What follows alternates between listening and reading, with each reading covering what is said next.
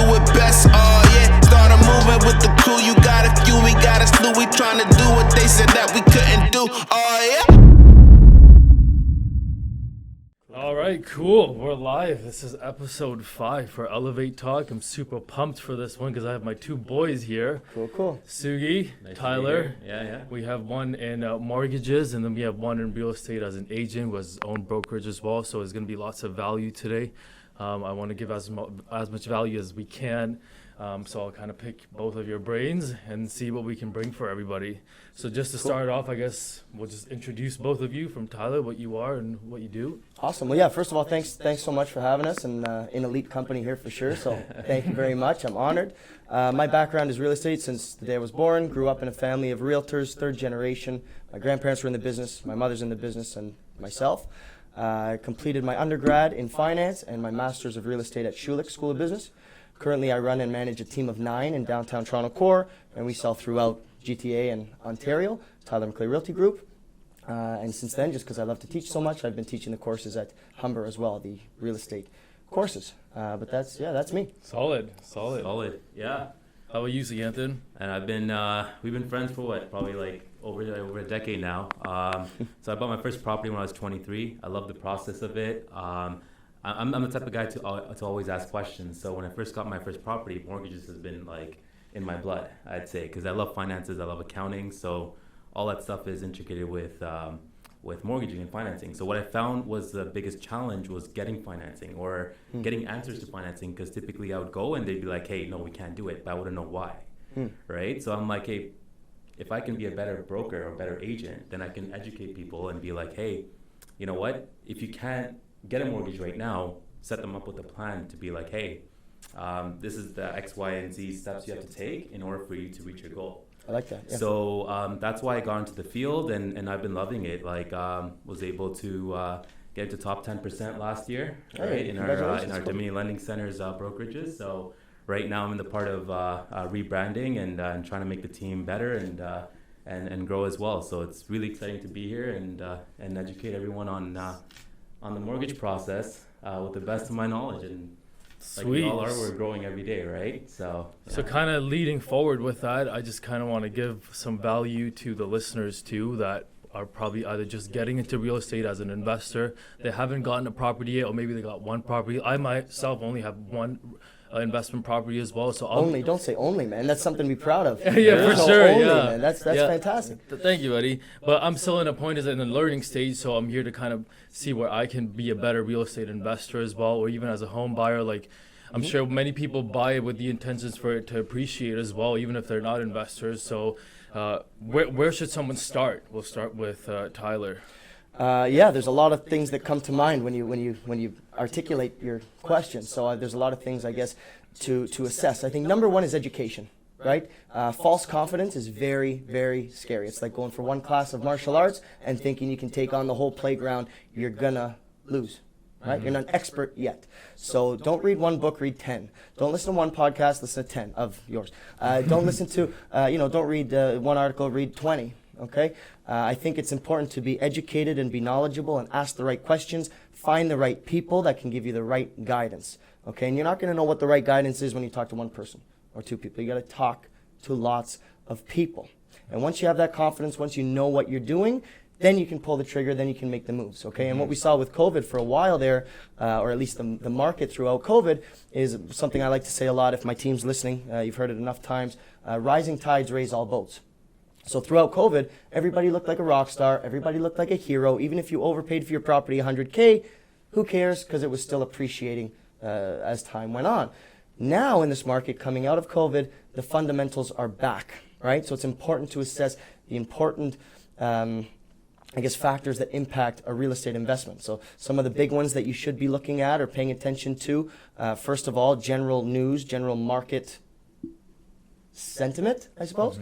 But I mean, if you're talking about a specific market to invest in, analyze it, look at it, learn about it. What's coming in terms of transit? Why would people want to move there? How are people moving? Are there more people coming to Cambridge, for example, or leaving? And why? right? What kind of job growth is coming? What kind of education is there? Are there any universities, colleges, or anything coming? But who is going to rent your property? Look at demographics, look at people. But that's my thing. Stats, knowledge, pay attention. It's easy, but it's not simple, right? Yeah. What would you look at, Suganthan, as a first-time real estate investor or a home buyer? Yeah, just to add to that, I know in today's market, a lot of people are afraid because they look at the interest rates, right? Interest rates are up. Before it was 5.25% was your stress test. Now it's closer to 8%, right? So obviously there's that scare factor, like that fear factor in their brains. But you have to remember that, hey, just 5-6 months ago, interest rates were low, but people were buying properties at 1.2, 1.5, to 300,000 above value. So now you're buying properties at $200,000 less, right? Even with the higher interest rates, you're still saving more than if you were to pay 1.5 at, say, for example, 1.8% rate. So I think people really have to think that a lot of people are very rate conscious, but you have to be more so market conscious, right? What do you mean by that? So more so analyzing like what you said, just analyzing the market and understanding, hey, this is where the market is right now. But knowing where the market was 6 months from now to now, I'm actually saving $300,000, right? And again, it's again like being educated. So meeting the right people, right? So they can kind of educate you and be like, hey, these are the trends over the past 5-10 years, right? Because the real estate market's a lot like the stock market, right? It'll go up, it'll go down, right? So when it's up, everyone's all happy, right? Last year, everyone was happy. COVID, everyone was buying properties. Prices were going up 200,000-300,000. Everyone's like, yeah, but that's not real monetary value in your pocket, right? You're literally in the market, right? So if it goes down, it's like, hey, people want to sell, but in reality of things, and to keep it simple, it's generational wealth, right? So you're gonna make wealth over a long period of time, not short periods. That's a big one, right? It's a long-term investment, and real estate is not a get-rich-quick scheme, right? It's a get-rich play, right? You're gonna get rich, you're gonna make money, but it's not gonna be quick every time. COVID was a wicked outlier, right? You look at the effects: cheap money, increased purchasing power, prices are gonna go up. You don't have to be a rocket scientist, okay? But I think the important thing is, as we've said, pay attention to the market, pay attention to the numbers, and do your own homework, do your own research, right? What impacts real estate? Well, Google it. Like, we have more power in our phones today than they had in the first space shuttle to the moon. It's crazy. Google it. Talk to people. There's great, smart, educated people. You don't have to have a master's in real estate to read a stat and see that there's more people coming to Toronto than leaving. Yeah. Right. It's not rocket science either. Right. So remember when I first came to you, during COVID actually, I was like, hey, I don't know if I should sell this property or not. I was on the phone with him for like a good 30 minutes, right? And we were talking about it. Remember, I was asking him, like, hey, should I sell it or not? He's like, hey, I don't know much about real estate, bro. He's like, you do what you think is best. And my gut was like, hey, the market's so hot right now. It's like, hey, you can either get out and make your money and reinvest in other things, sure, or you can hold on to it and see what happens. So I went with my gut. I sold it. I'm kind of glad because now the market came down. So I think I could have made a little bit more money if I kept it for like another 2-3 months. But it's the market. It's the name of the game, right? You're not going to win every battle. Yeah. So on that note, because these are both really good points too, when's the right time to buy, or is always a right time? I don't want to say there's always a right time. I think it depends if it's the right time for you. I mean, I'm very bullish on real estate today. I will be. It's a long-term play for me. I rarely sell my properties because it's a conversation for another day. But I think that when the timing's right for you, right? If you can afford to buy property, buy, don't rent. If you can afford to buy a particular property, a condo, a pre-construction, and still maintain your lifestyle, great, go for it. It's a great place to park your money. Even if it's a principal residence, it encourages forced savings, right? So, I mean, you can speak to the mortgage side of things with principal versus interest. Your mortgage payment's made up of two pieces, right? Principal being the equity that you build in your home bank, you could think of it, right? So forced savings is a big part of it. In terms of timing, just to loop back around, there's always going to be opportunity in any market, okay?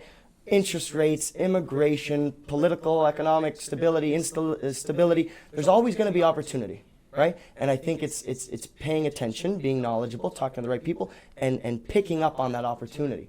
So, should I have bought real estate last year? More real estate last year? Yeah, 100%.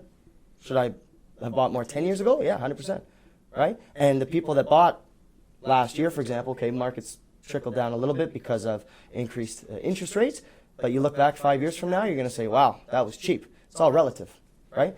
the thing that's so special about our market here in Toronto and GTA is people want to be here for good reason. Population growth, population density, very stable economic, political climate. There's job growth, job creation. It's a melting pot of culture. It's a beautiful place to live. So yeah, in terms of timing, I don't think, market is one thing, but if you're planning to build a portfolio, you can't time it. It's got to be your timing, and you're going to make money as time goes on. So portfolio side, what if you just wanted to invest into one property, someone who only has enough savings to 50 to 80 grand to invest? Do they wait until COVID or all this recession, inflation is over, or do they just do it now and wait for the long-term results? I think that's, go ahead. Yeah. I love that question. Yeah, I think it's great. So a lot of people come to a mortgage, they call it mortgage agent, mortgage advisor, whatever you want to call it. They want to come basically when they're ready to get a mortgage, right? But little do they realize that it's basically, we're not only here to just provide a product, we're here to provide a financial plan. We're basically, we call ourselves financial planners at the end of the day, because we need to make sure that everything is lined up, A, B, C is lined up before they can go ahead and get approved, right? So every time I work with a realtor, I make sure, like sometimes I work 2-3 months with the client, sometimes even 6-7 months right now, right? It's to make sure they're aligned. Maybe one thing is off, for example, your credit is off. You wouldn't know that if it's off until you speak with a mortgage advisor. I would say proper mortgage advisor who really wants to see you succeed and purchase that home.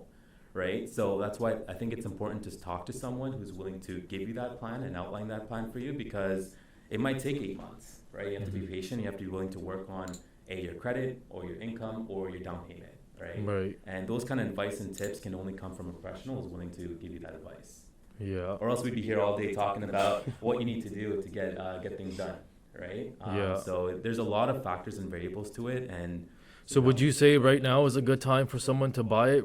Or should they wait for another year until things cool down a little bit? I would say even now, people are still buying. But the product I'm offering is a little different. I'm not going to offer a 5-year variable right now. I might offer a 2-year fix, because we know that these increases and jumps in interest rates, right, it's not going to happen for so long. Because if it continues happening like this... April 2023, Canada said probably, again, could change tonight, but rate hike cycle is anticipated to stop April 2023. And as you say, rates may trickle back down. More on the variable side too. Because on that note, I also did a variable rate for my investment property, because they're just so high right now. I would rather wait till they come down and then do a fixed. Well, how would you answer that, Tyler? Couple things. I mean, first thing, just to backtrack on the one property thing, because I was literally having this conversation this morning with one of my team members with the one property, and we were saying, if we could buy 4 properties, 5 properties, it's a lot easier to say I want one in Hamilton, one in Toronto, one in Barrie, one in Oshawa. Boom, right? Like it's easier. But to pick one when you're just doing your first one, it's so easy to get analysis paralysis and spend all your time analyzing markets. And am I going to make 7% here? But what if I could make 8% somewhere else? It really doesn't matter. The way I put it is you have to be confident in it, right? Why Hamilton, for example? Why downtown core Toronto? Why the East End? Well, because there's transit coming, and the Don Valley River development and the South Donlands development. Like, there's a lot of good news happening there, and development charges went up, so it's going to cost more to build. That means that inventory will only become more scarce, right? You start getting into these things, and then you're like, it becomes very black and white. It becomes very evident that, hey, this makes sense, for example. Okay, so I think that was a cool question, because I had the conversation this morning, and it's a lot tougher to say, where should I buy my first one rather than my first 5, right? Obviously. What did you want me to say just there at the end? Yeah, so on that note as well, like, how do you know if it's a good deal for someone that's just getting into real estate? Opportunity-wise. Yeah, so is it like timing? Is it also like maybe not Toronto, maybe I got to go somewhere farther? Or how much should I have saved? Like, what will be a few points that just come in and be like, they look at this property, and they're like, this is going to be a good deal. I can have it for 2 or 3 years, and I feel safe about it. There's so many different angles with that, right? I mean, with timing and opportunity. So the sexy topic right now is interest rates. Everybody's talking about interest rates, right? Especially the mortgage guys. Everybody's talking about interest rates. But we forget about population growth. We have 1.5 million new people. These are talented, educated immigrants coming to Canada. The majority of them are going to land in the GTA, right? That's one big major point. You've got TikTok, Meta, Google opening flagship operations in Toronto. It's another major point. No one's talking about that right now, right? All the focus is on interest rates, right? Inflation is still greatly outpacing the current interest rates, right? To me, it's a no-brainer. But year to year, house prices are higher than it was last year. But no one's really talking about that. In the downtown right? core, yeah. Downtown Well, core. that they're talking about, but that again, that's the flow of people. So Yeah. that's another piece that again they're not talking about. There's a lot more people now that want that density. COVID started, everybody wanted a bigger lot, a pool, and get out of the city. Why? Because all of the luxuries and the amenities that Toronto had to offer, Leaf game, Raptors game, walk to the bar after work, closed. You couldn't do that. You didn't have that luxury. So why am I going to pay $2,500 a month to rent my one-bedroom condo where I could move back in with mom and dad or move up north, have a better quality of life, work from home? All the studies I've read on work from home, it didn't work, period. People are back in the office. People want to be back in the office, and they want to be able to walk with their buddies after work to have a beer at the bar, right? So now we're seeing that densification. Again, so those properties, when we talk year over year, the stuff that's further from the core, that's basically appreciated the most, the biggest winners have now become the biggest losers, okay? Because the flow of people has simply reversed. And again, these are trends, these are things you have to pay attention to in the market. And we don't all have a crystal ball, but we can assess that, hey, people love living in Toronto or city centers or, dense populated, same with Barrie, Oshawa, Hamilton, for example, because of the amenities that they have to offer. When those amenities evaporate, like COVID, everybody locks their doors. You can't walk down and get a Starbucks coffee or pumpkin spice latte. You can't do it. Well, why am I paying exorbitant rent to be here? So we saw the prices compress in the downtown densely populated pockets, and farmland and more space, bigger properties, pools, appreciated. But now it's completely the inverse. So my point is there's a lot more to look at than just interest rates. Yeah, for sure. So if we gave like 3 solid points to the basic investor, starting with Suganthan too, what would be those 3 things that you would tell if you're looking to purchase a property, whether it's for yourself, but as an investment or it's a fully rental property, 3 things that you should always look out for? I would say 3 things to look out for when it comes to a financing perspective. It's A, your credit, right? B, your income. 3, your down payment. Those are the 3 biggest factors that play into getting approved for financing, right? There's little things that can come afterwards, but those are the 3 top things that I would say from a financing perspective is what every client should look out for. And if you flip that, Tyler, to in the real location perspective, the actual build out, not the mortgage side, how would you say the 3 things you should tangibly look at?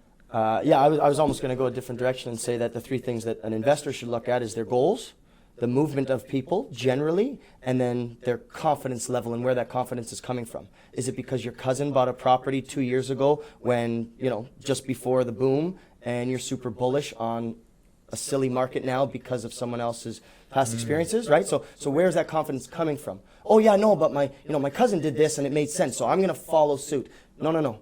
Make it your own. So movement of people, your own goals. Is it cash flow? Because you mentioned that's a whole different investment than an appreciation play, right? 2 different plans. How long are you going to hold it for? Is it going to be a 1 year quick thing? You want to rent it out and move up to something bigger? Is it going to be your forever home? So that's what I mean by goals. And then of course where your confidence is coming from. But if you want specifics for why would I buy that property, population growth, population density. So same flow of people, transportation networks. Road net doesn't just have to be transit, but transit, road networks, access to highways, things like that. And then very simply, job growth. Because how are people paying rent and mortgages? With what income? So are they earning an income? Those would be my 3. Yeah, these are all solid points too, and I feel like a lot of people probably don't do as much research when they're investing into a new property as well, which is why you guys come in.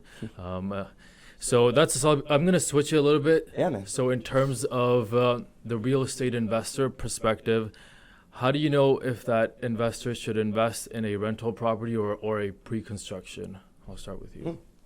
So I think this is more for the real estate question, but from a financing perspective, I think You can talk from like a real estate investor perspective as well. All right, So so you get that experience. yeah. So there's one guy who I really follow. I was on his Instagram live yesterday, Mark Celerino. So I'm actually pretty good friends with his brother Mark. I know Mark well. Michael, yeah. So we're actually chatting. Yeah, we're actually chatting, and he was on Instagram live. So he talks about pre-construction, right? So pre-construction is like you walk in with the risk that, 2-3 years or 4 years or whenever the property is going to be built, you're taking that risk that, hey, the market can go up, the market can come down. Basically, with the interest rates hiking, one in October 26th, one in possibly December as well, we can see rates going up to like maybe 7, maybe even 8%. On the retail side. On the retail Just side. don't want to scare people. Right? But what also is a risk is people who bought pre-constructions 2-3 years from before. Right? So but that's the risk and mentality that people should come in with, right? Like they should know that, hey, markets can go up and markets can come down. So people who bought detached homes for $2 million like 2-3 years ago, it might come in at an appraised value of 1.8. So if it comes in an appraised value of 1.8, the bank's not going to lend you at 2 million. They're going to only lend you at 1.8. So you have to come up with that difference of 200,000, right? And there's no way of getting out of it. There's no private lenders who's going to lend at 100% loan to value, right? Basically 100% financing of the home. And that's basically the risk of the game, right? Like you're going to get into the market, especially in the pre-con market. If you're in a bad market, you might be at a deficit. You should have a backup plan as to, hey, how can I get this extra 200,000, let's just say, plus your additional down payment as well, right? To come up with that amount. So, I mean, it's all relative to risk, right? And what risk you're willing to tolerate. I'd say pre-construction can be moderate to high risk, depending on how the market's going to be. But for me personally, I would say resale because you're in full control. You get access, like the title is under your name. The title is basically when you get a property, you get registered on the title.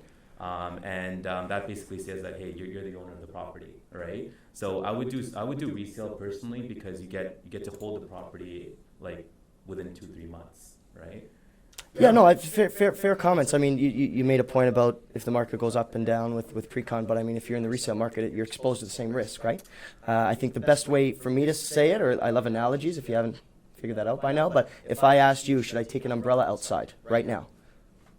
If we don't know what the weather is like outside, you don't know how to answer that question, right? So it's a very tough question to ask, pre-con versus resale, but the best way to break it down is the market appreciates. The market appreciates. So if we're buying a resale condo in downtown core or a pre-con condo in the downtown core, for the most part, with the exception of some variables, they're going to appreciate. If downtown core appreciates 10%, you're going up 10%. The beauty of the pre-con is you don't have a mortgage to worry about. You don't have interest rate vulnerability, right? You're not exposed to this high interest rate environment. You don't have to worry about it for 4 or 5 years. You put your money down, you forget about it. One of the best things for my clients about pre-construction is the predictable payments. So generally, pre-construction, you have a set deposit structure, and it's outlined from the moment you sign. 5% in 30 days, 5% in 150 days, 5% in a year from now. Great. I can plan my savings. So I can 15 plan to my 20%. 15 to 20% down over the course of about a year and a half. And then you mentioned title. Title doesn't transfer until the end, 5-6 years when you get the key occupancy and then title transfer. But I think it depends on the investor, and it depends on my first 3 questions. Two of my first 3 questions that I would ask is my goals. The big one being my goals. What is my goal? If I'm going to buy this property and it's going to be an investment property, and it's going to be an investment property for the next 10, 20 years, dude, I love pre-con.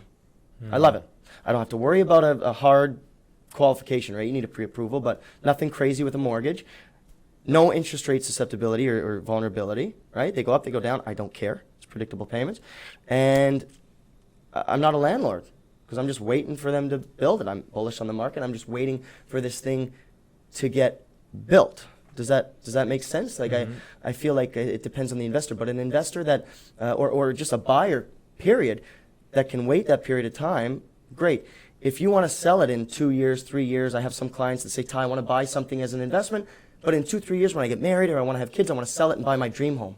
Great. Guess what? A pre-con is a lot less liquid than a resale unit. If I want to sell any of my resale units, I have a number of properties, resale and pre-con. If I sell one of my resale properties, I put a sign on the lawn, and me personally, will sell it very quickly for a lot of money. Done, boom, money in the bank at closing time. Pre-construction, I'm pretty much, with the exception of assignments, which we can talk about if you want, but selling my paperwork, it's a lot less liquid.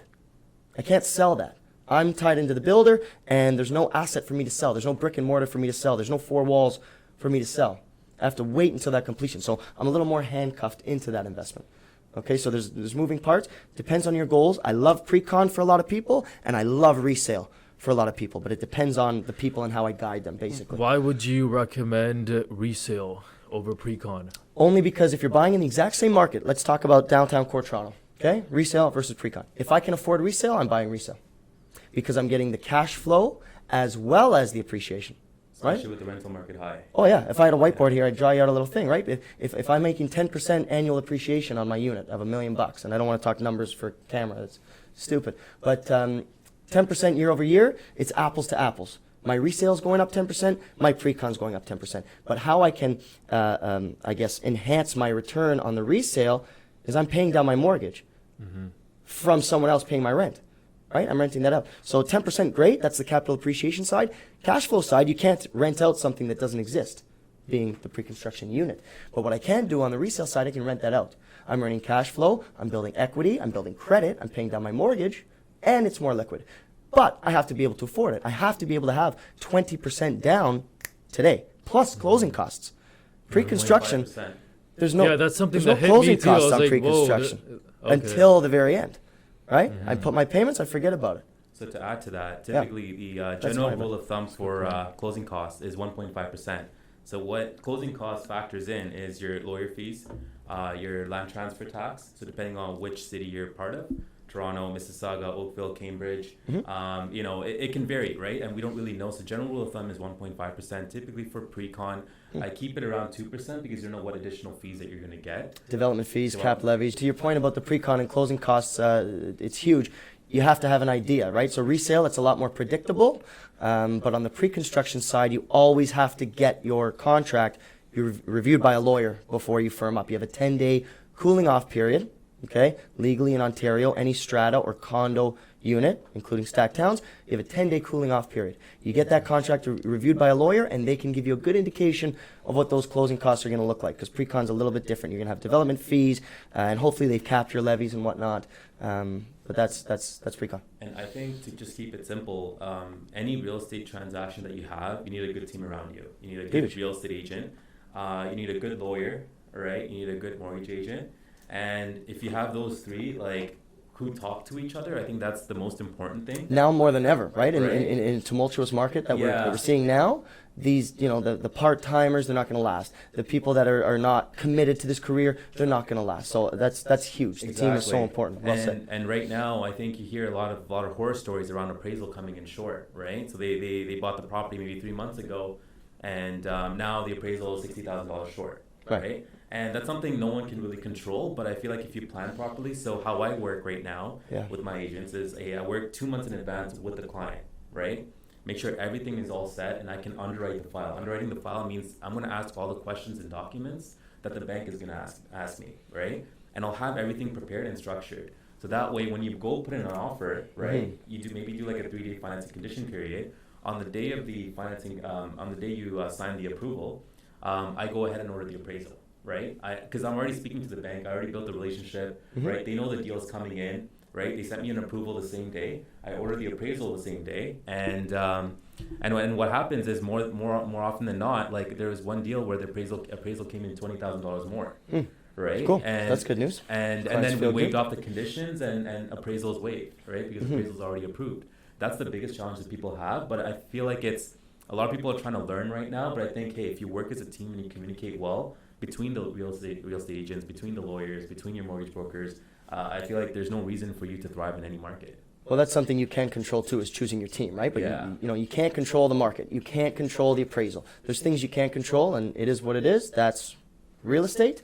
But you can control what you're exposing yourself to in terms of knowledge, news articles, reading both sides of an argument, reading between the lines. You know, so pay attention to what you can control. I think that's a huge point with the team mentioned. Yeah. On that note too, so there's two ways you can get an investment property or property in general, is through a mortgage, or you just go straight to the bank.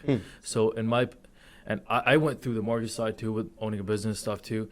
But I look back to it, I'm like, was that something that's needed for me to pay that extra 1.5% as well? Why would someone pick a mortgage broker versus just going straight to the bank and avoiding some of the costs? So a mortgage broker has access to the banks, they have access to the B lenders. We call it the B lenders. So, for example, if you have any issues with your credit, or maybe you might not qualify with your current income on the bank side, you might fall into the B lender category, or you might fall into the private category. So a mortgage broker or a good mortgage agent might have access to 50 different lenders. So if you go directly to the bank, and for example, you go to Scotia, and Scotia says, hey, we can't approve you. They can only sell you a Scotia product, right? It's a one-trick pony. I'm a big fan of brokers, mortgage brokers, because they shop your application around for you, right? And they're the ones that are saying, hey, I've got Tyler here. He makes X. His credit score is Y. Do you want this file? And they'll shop it around to TD, Scotia, all the big banks, all the B lenders, and see who's going to give you the best rate. Yeah. That makes sense for you. Versus a bank, it's it's not even TD will give you this for that, and that's it. Yeah, just to add to that, it's not even shopping around. They can see I can see the application. I don't know where the deal is going to go, right? Because you don't want to send the application to all the banks, because every bank will pull their credit bureau. And that'll start breaking your credit score. So you don't want someone who's going to be sending it to 10 different places, because they're gonna pull your credit. Each bank is gonna pull your credit, and at a certain point, your credit's gonna start dropping. So you need someone like, hey, like you can see the application, like, hey, you know where it's gonna fall already. It's just you just gotta educate them and help them understand why they're gonna be in that. They're gonna be placed in that product. The hand-holding right? too, I think, the confidence. And it's just the hand-holding. So I'm all broker all day, Yeah. mortgage-wise, yeah. Yeah. So do you recommend your clients to go to a mortgage broker initially to get approved, or also try straight with a bank as well? So basically, everyone that I recommend, it's a reflection of me, right? So I'm very picky with who I choose to work with, and again, my team. I want to make sure that it's an extension of me and my service, who I'm referring my business to. I'll usually give 2 or 3 options from my network and say, give these guys a call in addition to anyone in your network, if you have a friend at the bank, and see. You got to have the conversations. See who you like working with. See who can compete on the rate. See who can get you approved for a higher purchase price. Because, and I mean, correct me if I'm wrong, but in my experience, I've had a client go to 3 different lenders, maybe an A bank and 2 brokers, and they're coming back with obviously different rates and different approval amounts. Maybe, for example, bank 1 told them they can qualify for $900K. Broker 1 said they can qualify for $1 million, and broker 3 said they can qualify for $1.1 million, right? For the sake of the example. So more purchasing power, just because they're shopping their application around or talking to more people. And again, it's like dating, right? I want a girlfriend. I'm going to go to the bar. I'm going to talk to the first girl I meet and ask her to marry me. It's not a good idea. Have the conversations, man. See who you vibe with. See who you like to work with. Because at least my business, and I know you work a lot with your clients too, but I mean, I'm out with showings. They're taking my advice. They have to be able to like me, trust me. Like, we spend a lot of time together. So you got to like the person you're working with.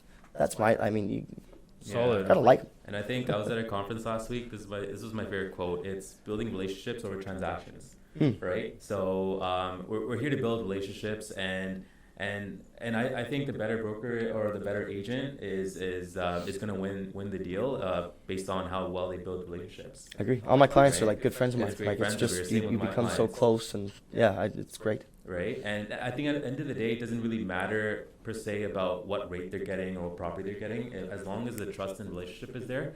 And if you know you're with a good team, I think yeah, it's a win-win-win As long situation. as you're feeling good. Yeah.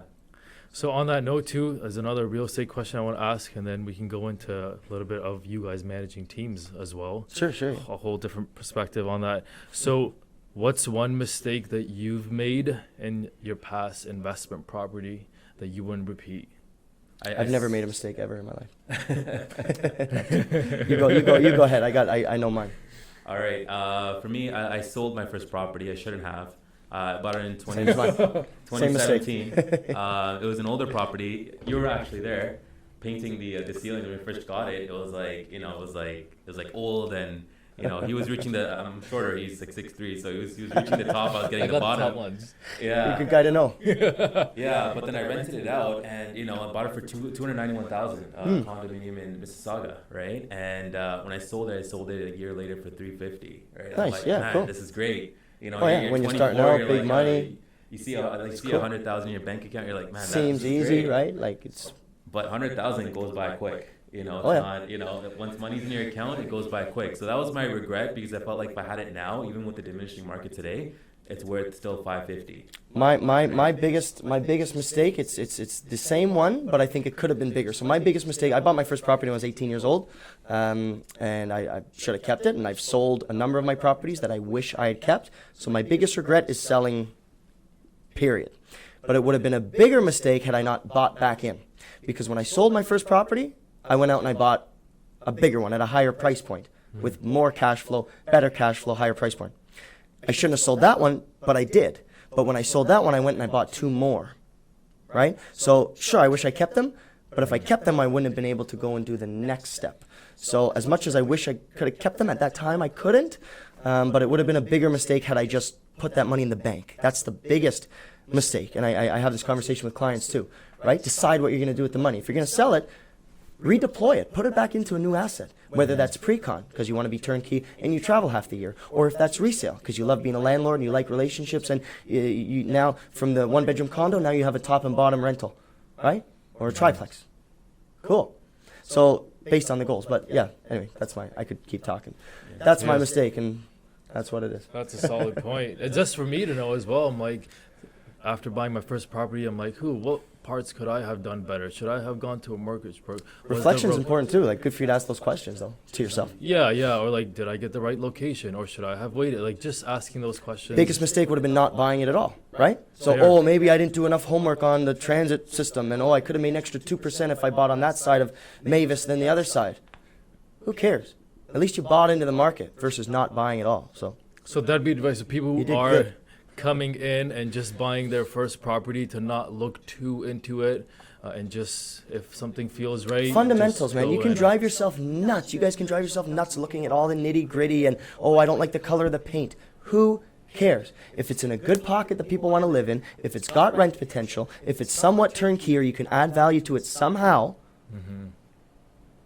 makes sense, right? That's why I like the investment side, because it's numbers, and you're right or wrong, or it's very, you can interpret it, right? Yep. It's not, what do you think about Shakespeare? You know what I mean? It's numbers. I love numbers. What do you mean by adding value to the property?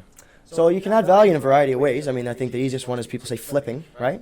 It's very tough to do in our market because most of the value is in the land, okay, in our market. So replacement value, it's apples to apples. It's hard to make money flipping, but that's another conversation for another day. But adding value means you can go in there and maybe you can spruce it up, right? Maybe it's dark and dingy. It's got carpet. Maybe there's trash all over the house. Maybe it was a bad tenancy or they smoked in the house.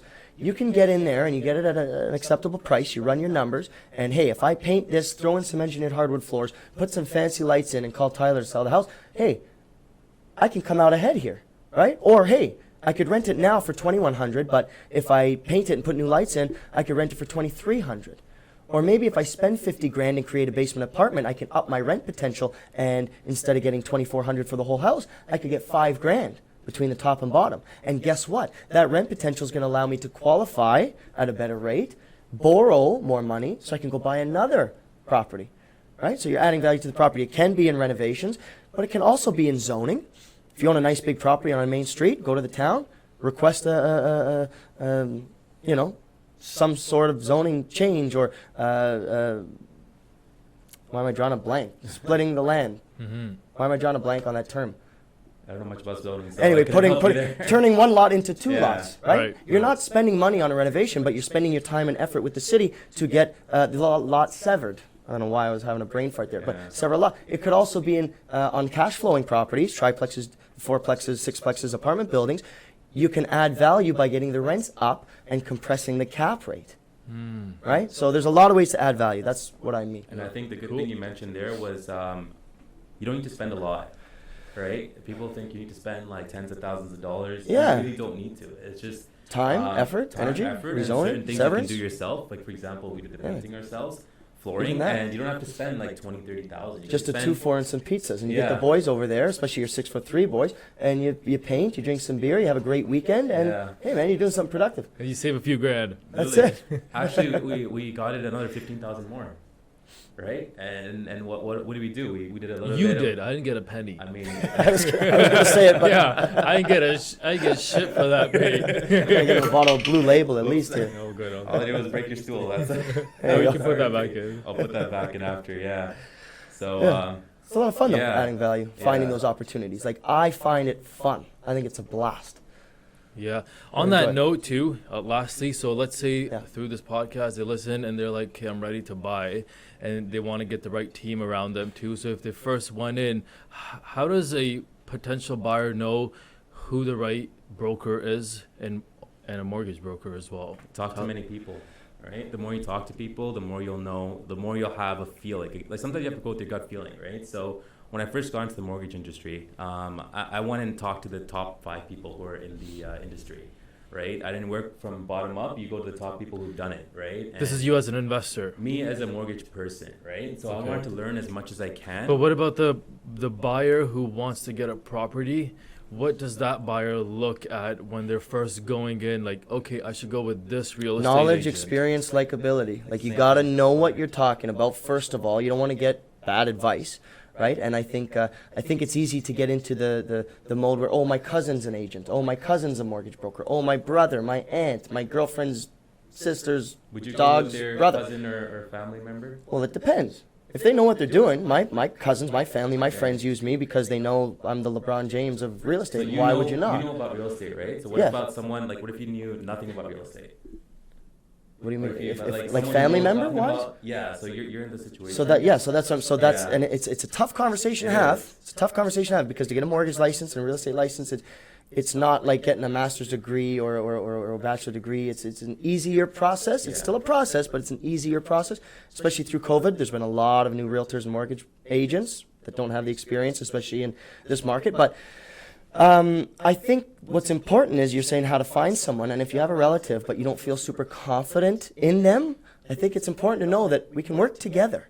I can work with other realtors. You have a cousin you want to bring into the deal? Hey, let me work with your cousin, your brother, your aunt. I'll coach them along. I'll teach them about the business, and you get the thumbs up from the family from using your family member, and you get the expertise as well. You're not burning bridges. You're still getting the best advice possible. Everybody's happy. Same in the mortgage business, right? I don't know if you can work with Yeah. other brokers or split. You can co-broker. Yeah. Okay. So Split. same idea, right? So that's a big point of, I guess, not contention, but it's out there where, oh, my relative, my brother, my cousin, my aunt. I think it's okay to have those serious conversations. You're not buying a pair of Levi's jeans, right? You're not buying a First Health sweater that you can return if you want to. You would never want to, but right? It's something that's harder to buy and sell and transact. You're buying a house. 1% off, paying too much, 1%, or leaving money on the table for a sale, 1% of a big number is a big number. You know what I mean? Oh, I should have waited for the Thanksgiving sale that First Health had. I spent an extra $5 on my shirt. I didn't wait for the discount code. Oh well, not buying a Starbucks today. But if you overpay 1% because you got bad advice from your aunt, 10, 20, 30 grand. good luck. So anyway, you gotta like the person, and they have to know what they're doing because you're not playing with bubble gum and jeans and Nike shoes. This is serious Yeah. business. So you have to take it serious. Solid. So I'll switch the script a little bit again and go into how you both have been leaders in the company too. So you're managing a team, you have a couple you're managing as well. So how did you figure out who to work with? What do you guys look for? And then how do you keep your staff motivated to make sure they succeed as well? Because something that I obviously have to practice every single day as well. So I'm curious to see how you guys do it. Yeah, so I think one thing that's key is giving them ownership, right? Like, not to micromanage. As hard as it is to not micromanage, you want to make sure everything's done perfectly. Yeah, that's huge. It's okay to make mistakes, right? And if it's okay for you to make mistakes, why isn't it not okay for your team member to make mistakes? As long as they have the motivation and drive to be, hey, you want to be better than you are tomorrow than you are today, and they have that drive, then it's okay for them to make mistakes, and that's going to be their learning experience. And I think as leaders, we should be able to step away and be like, hey, you know what? I'm giving you this responsibility, and I really believe in you taking this responsibility. Whatever mistakes you make, it'll be a learning opportunity, just like how we all make mistakes. I think that's the hardest part as a leader to do. So to not let go. micromanage. Right, yeah. And just giving them responsibility, because that motivates them, because they know they have to be on their A game, right, to get things done. It's hard to be a leader, man. There's a lot of pressure, a lot of responsibility, right? You got mouths to feed now. You've got people depending on you, right? So it's not easy. It's a lot of responsibility, and I think I don't take that lightly. I think potentially some leaders out there, maybe they do it for the wrong reasons. Real estate team leaders, or it's about them, ego, brand, even business owners, me. But I mean, Richard Branson's probably one of the best examples of treating people well, treating people fairly. They stick around. They want to do a good job for you. So I mean, my biggest thing is no one put a gun to my head and said, "Ty, start a team." I started a team because, one, I had too much business to handle on my own, and two, I wanted to. So, I have a certain responsibility to my team members to be the leader that they expect. So I try to put myself in their shoes, and what would I want if I was in their position, right? Availability, time, advice, accessibility. So I try to always be there for them, as much as that's a, time commitment. This is what I signed up for, and I'm ready for it. And again, it's my brand, it's my business. So I'd rather they ask me, and I can coach them through it, rather than not ask me and make a potentially massive mistake, right? But I think, just being fair, being honest, giving them what they want, what they deserve in a leader, giving them opportunities to thrive, and be just the best they can. So I love it. I love it. I don't know. It's hard to be a leader. There's a lot of books out there, but no one can really teach you until you do it yourself. I'm still learning. Yeah. We're all still figuring it out, right? I mean, we could all have a nice conversation and leader as well. It's figure it out. It's the hardest thing to do. It is hard. I don't think you can ever be a perfect leader. I think you have to continuously just learn and become better, and just do that through leading and becoming a better version of yourself. I think you nailed it on the head, right? And I'm learning from them, right? Like, they're teaching me a lot too. Yeah, just as much as they need coaching, I think we need coaching on leadership, right? And that's even the top guys like Elon Musk, like you said, Richard Branson, Jeff Bezos. Like, they have leaders coaching around them, right? Their executive teams, their coaching, even the conference I went to, they have coaches around them to keep them accountable. Right, and just because we're leaders doesn't mean we need to be coached as well, right? Because we need to have accountability set for us, and that's going to come from other mentors that we have who are, who are out there. So It's a mutual respect thing, right? We each know our roles, and we'll go through that the odd time in our team meetings. We do weekly team meetings, and we'll talk about, what do you guys want from me? What's my role? And then I'll articulate what I'd expect their role to be, and we just have an open conversation about it, right? So just even that, just communication is massive. So in terms of hiring the staff that you did, the team that you did, what were a couple things that you looked at when you were in the hiring process? Was it just like a resume or a degree? Because honestly, I don't believe in those things too much. Or was it more into just put them in, see what their characteristics are, how they perform, their discipline? I'm extremely picky because it's my business, it's my clients, and like I said, it's not, buying a pair of shoes that you can return the next day. This is big, serious stuff. You can lose a lot of money, you can get screwed, you can overpay. There's a lot that can go wrong. Right? But for me, I can coach real estate. I can teach real estate my way. What I can't teach is likability, being friendly, being a good conversationalist, being, likable, right? So I look for simple likability, the vibe, the look, and can I swear on this podcast? Yeah. I tell them all the time, like, you just have to give a shit. Give a shit. That's what I look for, because I genuinely care about my clients, and I give a shit. I'll go out of my way to make sure my clients are happy, and making the right decisions, right? All I want from my team is that I expect them to give the same shit that I give, right? To actually give a shit about the client, give a shit about your career, give a shit about what you're reading, what you're intaking, bettering yourself, more real estate knowledge. You come across something you don't know, you better figure it out. You're teaching a class next team meeting on that topic, right? Because for me, I want to be the best realtor I can possibly be for my clients. Give them the best advice so they can be in a position to win every time. So for me, I look for that. I look for people that genuinely care, that are selfless, and that aren't looking to make a deal happen today, not force a deal through. Is it the right decision for Tyler to buy that house?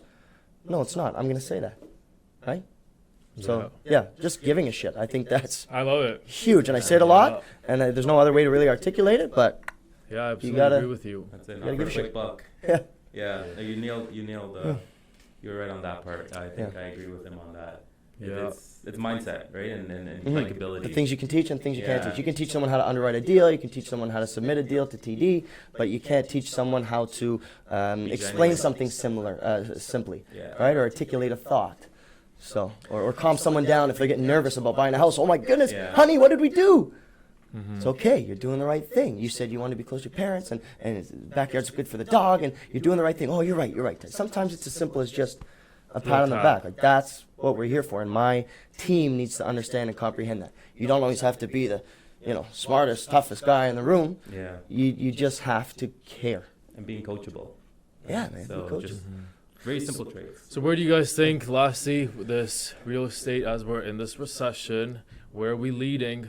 And then where do you guys see yourself in the next 5 years too? Ooh. I'm super pumped to know that as Thought-provoking well. questions. Yeah. I love it. So like initially before I thought a recession was a bad thing, right? But a recession is not a bad thing. A recession is more of an opportunity, right? Whereas a lot It's a of bad thing for a lot of people. I try. Like, you can't. I agree with you, but I just don't. I don't like to say it in such a, because for a lot of people it's a big deal.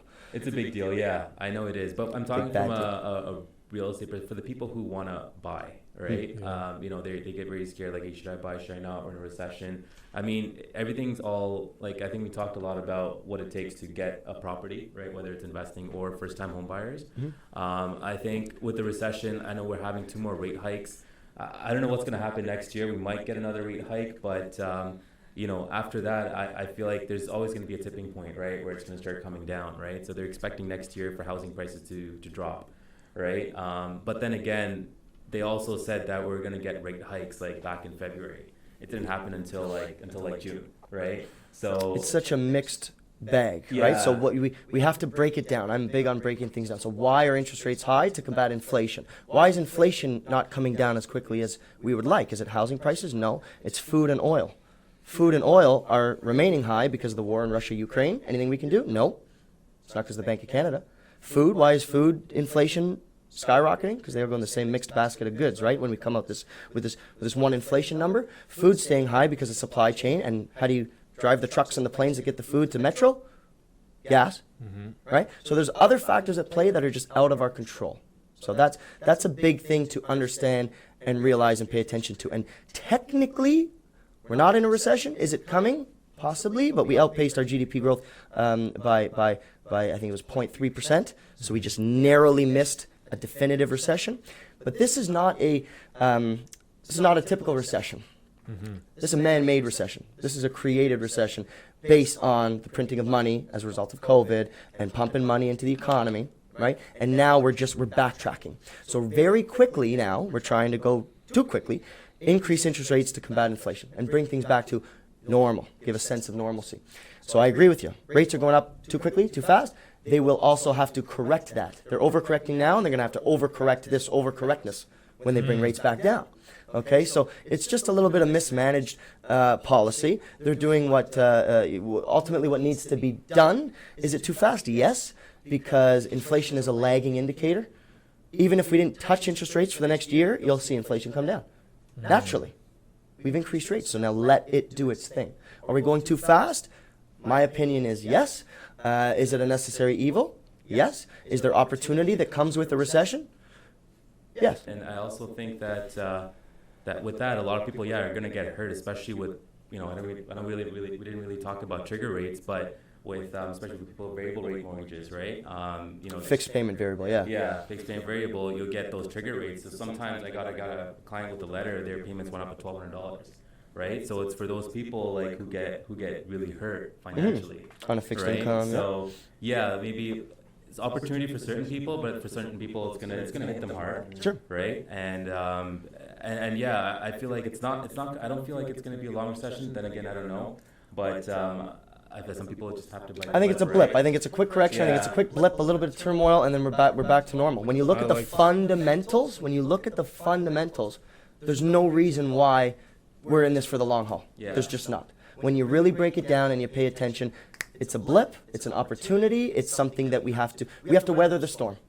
We have to weather the storm. So hunker down. Don't go out for as many fancy dinners. Pay your interest rate. Pay your mortgage. And don't sell your property yet. Don't sell your property yet. That's the key. I think but that's the question people have every day. Well, it depends. Should I sell my property? Yeah, should I panic and sell? Well, it depends. Don't panic sell. Investment property, don't sell right now.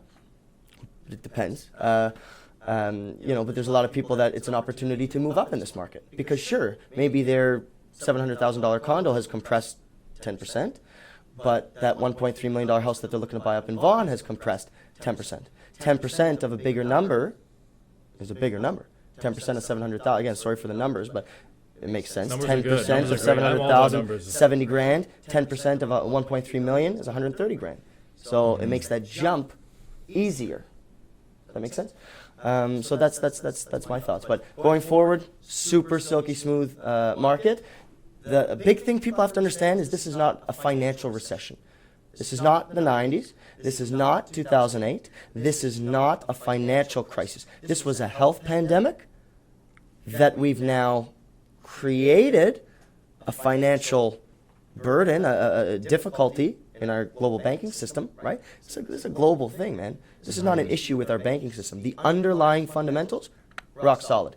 The reason people want to be in Toronto, rock solid. So yeah, interest rates are up, but you know what's crazy is development costs are going up. Land is getting more scarce. It's harder to build. It's more expensive to build. I'm very bullish because the big thing is that it wasn't an economic recession, right? It's a Yeah. result of COVID. Totally unrelated incidences. Has there been negative economic effects as a result of COVID? Yes. Is it 2008? Is it the 90s, early 90s? No. And This is it's a much different circumstances. It's not only Canada is facing it, U.S. is facing it. I met someone from Australia, they're facing it. So it's all The around whole the world is right? facing it. So the whole world's going through this. So, you know, there's only a certain point of time where this is going to last, right? So it's Correct, because the fundamentals are solid. Yeah. The fundamentals are solid. This is COVID, pumping money into the economy, low interest rates, cheap access to capital, cheap money. People invest, purchasing power goes up. All of a sudden, you reverse that. Oh crap, what do I do Yeah. now? It's a shock to the system. Let it run its course, weather the storm, and the fundamentals are rock solid. And I think 5 years from now, real estate's going to be strong. People are going to be happy. People are going to build wealth.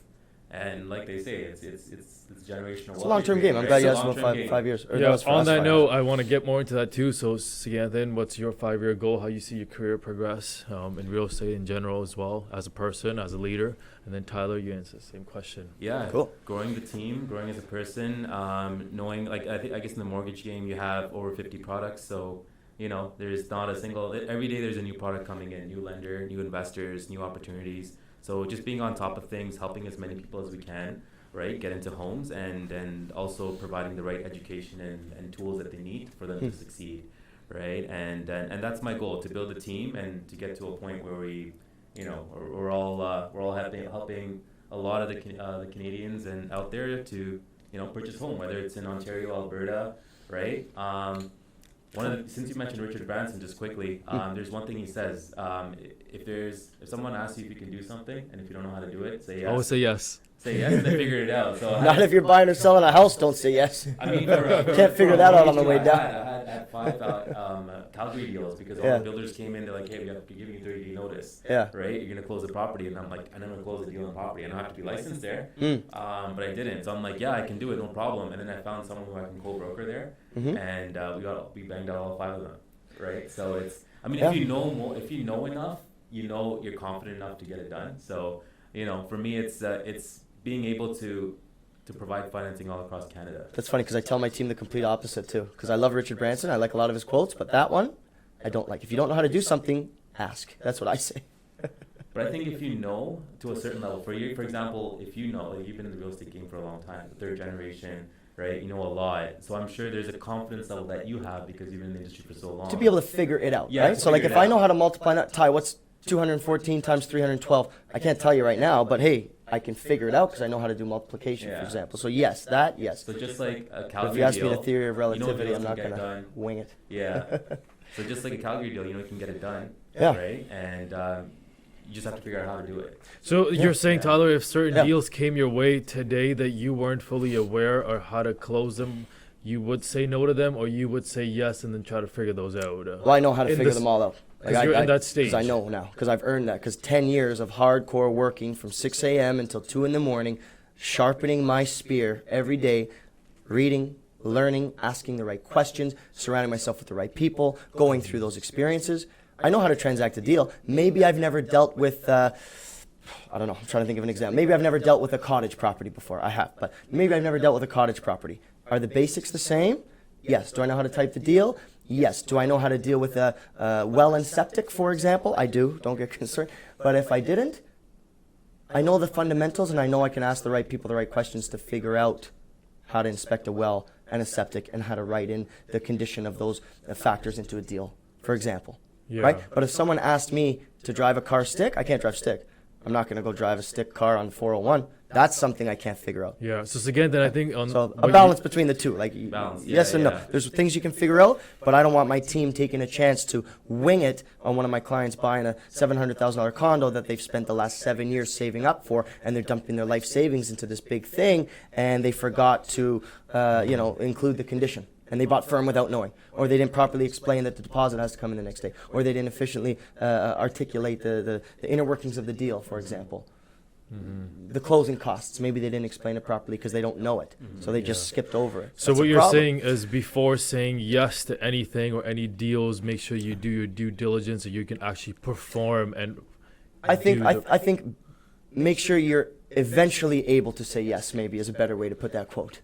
Don't just say yes if you have no idea. I'm not going to drive my sister and my wife to the airport in a car that's a manual transmission. I'm not going to Yeah. put them at risk, right? Yeah. But if I said, hey, when's the flight? Oh, next week. Hey, dude, can you teach me how to drive stick over the course of the next week? Sure. Okay, sure, yeah, I can drive you next week because I'm going to spend the next week learning how to drive that car stick. So, yeah, say yes. But this is a If you can question figure it towards out. you two. So team Yeah, aside, this is my just 5 years. specifically our your 5 5 years. So anyway, that's that quote, but Yeah. Yeah. I would tweak the So quote. I understand Suganthan's Yeah. perspective too. You're leading towards in your 5 year span. Do deals across Canada. Yeah, and to say yes to as much as you can as you grow as a mortgage broker. How would you answer that? My 5 year plan, 5 years from now, where do I see myself? My career is, I'm super happy with it. I'll see what comes up. I like teaching at Humber and Guelph Humber. I love teaching university Which and is college solid, courses. by the way. What Love course? doing that. So the Humber courses I've taught, the real estate course, and then customer service courses at Guelph Humber. Okay. So the actual real estate, the combination of Oria and Humber now, they made that change recently-ish, a couple years ago. So I taught that for a bit. And then I taught Guelph Humber University courses for a bit, but currently nothing. I love to teach, but I've been busy with life happening. Because you just got married. I did. I just got married. Thank you. Congratulations. New hardware. Congratulations. Check that out. Yeah, thanks. So that's cool. But in terms of my 5 year plan, I'm super happy. I want to maintain. I want to keep growing, building relationships, doing what I'm doing, and finding those new opportunities wherever they may lie. But my personal focus for the next 5 years is 100% on my team, on the growth of them, their knowledge. I want to be totally selfless. I want to maintain, treat my clients and my base as well as they're always treated, but encourage my team to become absolute rock stars in the industry. And I say that with the utmost confidence because they will be. And I also say that with them putting their own flair and their own spin on my teachings. They're not going to be able to articulate everything just like me. They're going to do it in their own way. As long as they understand the concepts, they'll nail it. So let me circle back. My team is my focus for the next 5 years. Do I want to grow exponentially? Do I want to keep adding? No, because I'm going to lose the quality that comes with that, with my tight-knit group. My focus is on making them better every day, right? You guys didn't look the way you look by, asking about the gym. You went there every day and you worked your butt off to get like that, right? That's what I want them to do. That's what I want to instill in them is those habits. That's my goal now, is making them better over the next 3 to 5 years. And then, yeah, we'll grow in numbers, but I want them to grow as realtors. Knowledge, experience. It's my biggest goal. And you're just going to see a lot more of me. More billboards, more signs, more Tyler. You're going to see it all over because we're going I've to seen grow. a couple of those already. I've seen some of We're your gonna grow. Instagram ads too. So we'll leave the marketing side. It's a whole new topic too. I won't go into that today because both of you guys. That's do. team. That's people. I got good people. So. Building leaders. Yeah, but just to summarize on my team, it doesn't necessarily mean I want to grow my team in numbers. Right now there's 8 under me. Doesn't mean I want to be at 30 in 5 years, 40, 50. I could. I've got people knocking on the door. They want to join this team. I'd rather, instead of having 100 people do 1 deal a year, I'd rather have 1 doing 100 deals a year. That's the way to paint the picture. So that's my goal in the next So you're 5 years. creating leaders in your team. Yeah, creating rock stars. Yeah, I love it. Rock stars. Solid. Yeah, that's my plan. It's all about Yeah. them for the next 5 years. Yeah. Yeah, I'm just Sure. continuing to maintain, stay educated, stay up to date. But that's the plan. It's all about them. I Nothing love it. crazy. Okay, changing. one piece of advice before we head off. Yeah, That cool. you're gonna give each one of you. Simple. One piece of advice. Simple, quick. Go. You go ahead. Me go on the spot. My favorite quote, or one of my favorite quotes, is "Don't give up what you want most for what you want now." And you can spin that in a variety of different ways, but to buy real estate takes a lot of money to put a down payment. Yeah, it'd be great to go out with my buddies tonight and the next night and the night after and drive a fancy car and wear a new goose and maybe a second goose because I want a green one and a black one. That's cool, man. But what if I didn't and I put that money into my bank account, into my savings account, into my investment account, grew that money for the next 3 years and then deploy that capital into real estate, right? So don't give up what you want most, which is health, wealth, real estate, grow a portfolio for what you want today, right? And in yourself. And in yourself. You can take that in a variety of ways, but, I obviously apply it to real estate. For but, sure. Save, be responsible, create the habits. You don't have to impress everybody all the time, but yeah, don't give up what you want most for what you want now. That's my quote. That's my advice. Take it as you will. Yeah, my favorite quote is, this is to Kobe Bryant, the Mamba mentality. I'm a huge fan of his and his work ethic. I Work feel like ethic's incredible. He has the best work ethic. It's be better than you were yesterday, right? So whether it's in investing in yourself, whether it's, hey, you might make a bad investment in real estate, but hey, there's an opportunity to learn and grow from it, right? So every day there's an opportunity to be better than you were yesterday, and that's the Mamba mentality. So There's no nobility in betting. There's no nobility in being better than. How does that quote go? That's another one like that, which I love. There's no nobility in being better than your fellow man, but there is nobility in being better than your former self. That's another one I like. Yeah. Same idea. Same idea, You yeah. just spark that. Yeah. Love it. This was a solid pod. I learned a lot for sure. I'm sure. Shabar, did you learn? Yeah, and I hope there's a lot of value that the boys gave to you guys listening as well. To close off, I'm going to have both of your handles, all the info. If you guys want to connect with them, they'll be in the captions. Yeah, cool. By all means, it's hard to compress all this knowledge, into the short hour episode. episode. But we love it, man. We're happy to be here. Thank you Yeah. so much, and thank congrats you. on your success, brother. Yeah. We're so Appreciate it proud of you. much. Awesome. So that's it. Elevate Talk, another episode down. Don't forget to like and subscribe, and I'll see you guys next Saturday. See you next Saturday. Thank you, guys. He's Thank coming you. again too. No mercy for you, no worries for you. That Game of Thrones, go Cersei on you. I flipped the script, I roll the dice. Don't fall asleep, cause I'm working nights. Hey, you tryna shut me